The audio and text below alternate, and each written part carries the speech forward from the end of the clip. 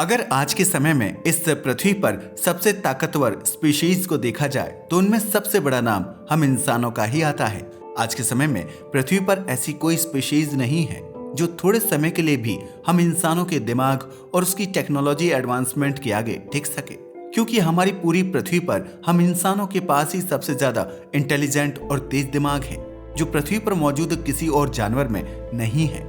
इसी के कारण इंसान अपने आसपास के एनवायरनमेंट और चीजों को समझकर एक्शन ले सकता है। आज के समय में हम इंसानों का दिमाग हमारी पृथ्वी तक ही सीमित नहीं है, बल्कि हम पृथ्वी के आसपास ग्रहों और अपने सोलर सिस्टम और यहाँ तक कि अपने यूनिवर्स के बारे में भी लगातार जान रहे हैं। और हमारी रिसर्च के मुताबिक अभी तक हमारे यूनिवर्स में भी हम इंसानों से ज्यादा इंटेलिजेंट कोई एलियन स्पीशीज मौजूद नहीं है, और अगर है भी तो शायद वह हमारी नजरों से अभी तक काफी दूर है। पर इंसानों की इतनी इंटेलिजेंसी को देखते हुए सवाल उठता है कि आखिर कैसे पृथ्वी पर हम इंसानों का जन्म हुआ, और आखिर वह पहला इंसान कैसे जन्मा था जिसने पृथ्वी के सबसे इंटेलिजेंट स्पीशीज की नींव रखी। तो दोस्तों, आज हम जानने वाले हैं कि पृथ्वी पर सबसे पहले इंसान का जन्म कैसे हुआ था। तो आप सब जानते ही होंगे कि हम इंसान इस धरती पर हमेशा से ही मौजूद नहीं थे, क्योंकि यदि ऐसा होता तो शुरुआत में जब धरती पर डायनासोर जीवित हुआ करते थे तब हम उनके साथ कैसे रह पाते, क्योंकि डायनासोर के रहते हुए हम इंसानों का पृथ्वी पर अच्छे से डेवलप हो पाना लगभग नामुमकिन था। और अगर डायनासोर्स के समय हम इंसानों की एक डेवलप स्पीशीज मौजूद होती तो शायद वो भी डायनासोर्स की तरह पृथ्वी पर से विलुप्त हो चुकी होती। और यह इस बात का प्रमाण है कि हम डायनासोर्स की मृत्यु के बाद ही धरती पर आए होंगे।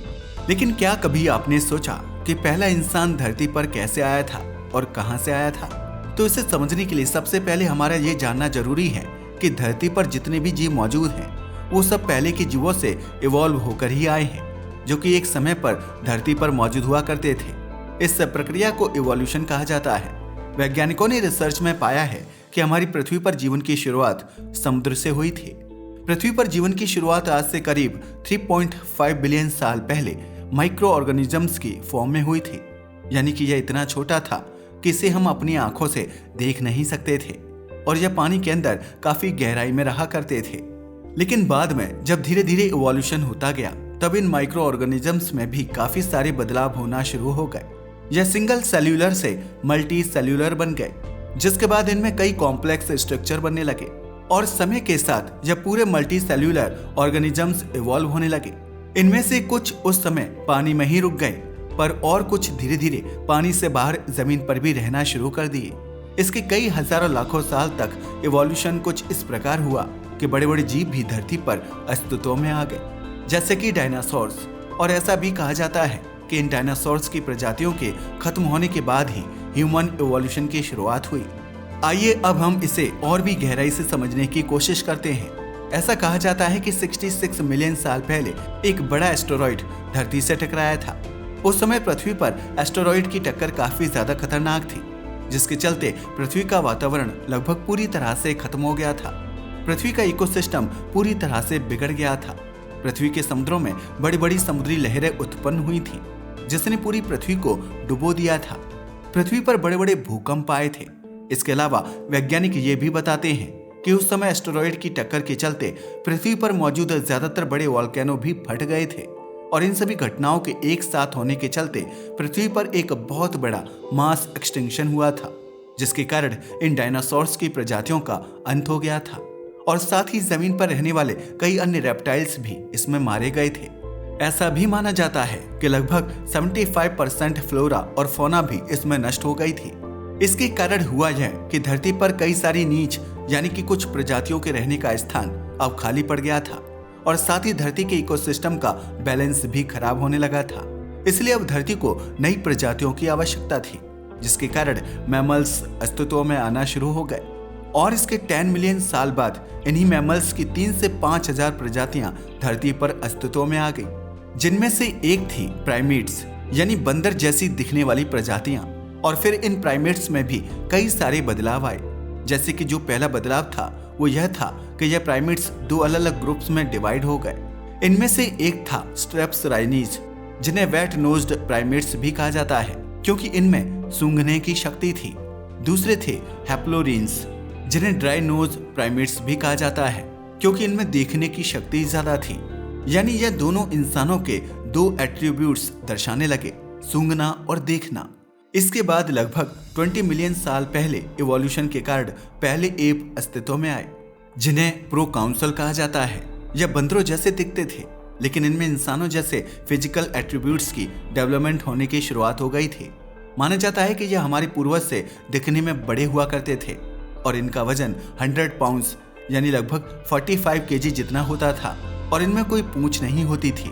फिर जब यह भी इवॉल्व होने लगे तो गिबन और गोरिल्ला जैसे जीव भी अस्तित्व में आ गए। और क्या आप जानते हैं, इसके बाद लगभग 7 मिलियन साल पहले चिंपैंजी भी इवॉल्व हुए और माना जाता है कि ये हमारे सबसे नजदीकी पूर्वज थे। इसके बाद आर्डिपिथेकस नाम के जीव भी अस्तित्व में आए और इनका ब्रेन साइज एप्स जितना बड़ा था। साथ ही यह पेड़ों पर रहने वाले जीव थे। यह पहले थे जिन्होंने 2 टांगों पर चलना सीख लिया था।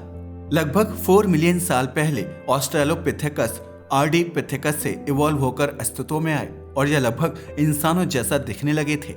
हालांकि इनमें अभी भी एप जैसे दिखने वाले फीचर्स थे और यह पहले ऐसे थे जिनके पांव सामने की ओर इवॉल्व हो गए, जिससे कि इनका 2 टांगों पर चलना और भी आसान हो गया था। और अब यह अपने हाथों का इस्तेमाल स्टोन टूल्स बनाने में करते थे। और यह भी आगे चलकर 2 ग्रुप्स में डिवाइड हो गए, जिनमें से पहले वह थे जिनके जॉज काफी बड़े हुआ करते थे और दूसरे वह थे जिनका ब्रेन साइज काफी बड़ा हुआ करता था। लेकिन इनमें से बड़े ब्रेन साइज वाले जीव ही आगे और इवॉल्व कर सके और इन्होंने एक नई जीनस की शुरुआत की जिसका नाम था होमो। यदि आसान भाषा में समझें तो जीनस का अर्थ है प्रजातियों का एक ऐसा ग्रुप जो आपस में ज्यादा रिलेटेड होता है, और होमो एक लैटिन शब्द है जिसका अर्थ है मैन। और कहा जाता है कि असली मानव इतिहास की शुरुआत यहीं से हुई थी। इस होमो जीनस के पहले सदस्य थे होमो हैबिलिस, जिन्हें हैंडीमैन के नाम से भी जाना जाता है क्योंकि यह पत्थरों से बने हुए औजारों का इस्तेमाल करते थे। इनके बाद लगभग 1.9 मिलियन साल पहले होमो इरेक्टस अस्तित्व में आए। इनकी टांगें लंबी होती थीं और बाजू थोड़ी छोटी, जो कि आज के मॉडर्न ह्यूमन जैसी थी। अब यह पेड़ों से हटकर पूरी तरह से जमीन पर रहना शुरू कर गए थे। इनका ब्रेन साइज भी काफी बड़ा था, लेकिन बाद में यह अफ्रीका के बाहर माइग्रेट करने चले गए। इन्हीं के कारण मानव धरती पर अलग अलग जगह रहने लगे। इसलिए यह कह पाना मुश्किल है कि इनके कौन से ग्रुप से आगे का इवोल्यूशन हुआ था, क्योंकि अब यह कई जगहों पर फैले हुए थे। इनके बाद लगभग 3 लाख साल पहले होमो सेपियंस अस्तित्व में आए। इनका ब्रेन साइज पहले से ज्यादा विकसित हुआ था और साथ ही यह ज्यादा क्रिएटिव और इनोवेटिव भी थे।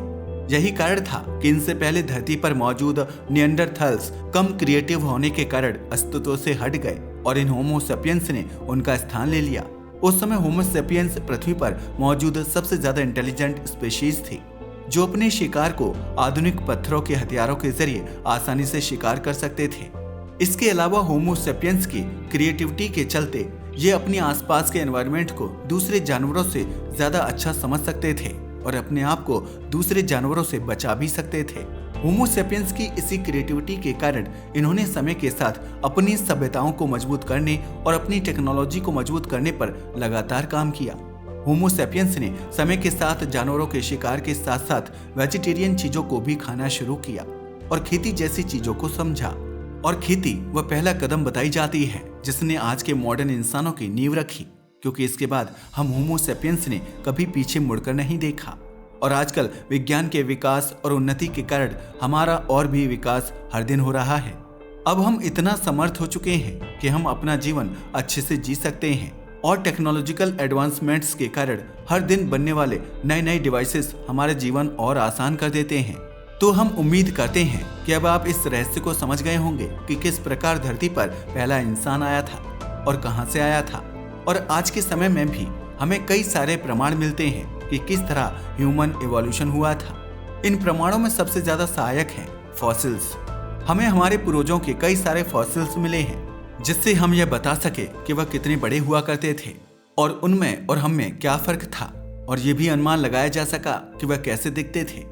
साथ ही कुछ आर्कियोलॉजिकल साइट्स की खुदाई के दौरान भी ये पाया गया कि किस प्रकार हमारे पूर्वज पत्थरों के बने औजारों का इस्तेमाल करते थे। खुदाई के दौरान न केवल हमें यह पता चला कि किस प्रकार ये अपना जीवन जीते थे, बल्कि हम ये भी समझ पाए कि इनकी क्या मान्यताएं थीं। उदाहरण के लिए जैसे ये मृत जीव को दफना दिया करते थे, जो यह दर्शाता है कि इनमें भी कुछ बिलीफ पैटर्न्स होते थे जो भी आज के समय में इवॉल्व हुए हैं। तो दोस्तों, कहने का मतलब ये है कि हम इंसानों का जन्म किसी एक इंसान से नहीं हुआ था, बल्कि आज हम जो इंसान हैं, जिस फिजिकल स्ट्रक्चर और जिस दिमाग के साथ मौजूद हैं, वह पृथ्वी पर लाखों हजारों साल के इवोल्यूशन के चलते ऐसा बना है जैसा आज हम उसे देख रहे हैं। और यही इवोल्यूशन लगातार जारी है और आगे भी आज से कई हजार या लाख साल बाद हमें हमारे अपने ही इंसानों के शरीर और यहाँ तक के दिमाग में भी काफी ज्यादा बदलाव देखने को मिलेंगे। और ऐसा भी हो सकता है कि आज की तुलना में हमारी फ्यूचर की मानव सभ्यता आज के हम इंसानों से हजारों गुना ज्यादा समझदार और तेज दिमाग वाली हो। वीडियो पसंद आया हो तो इसे लाइक और शेयर करें, साथ ही चैनल को भी सब्सक्राइब करें। धन्यवाद।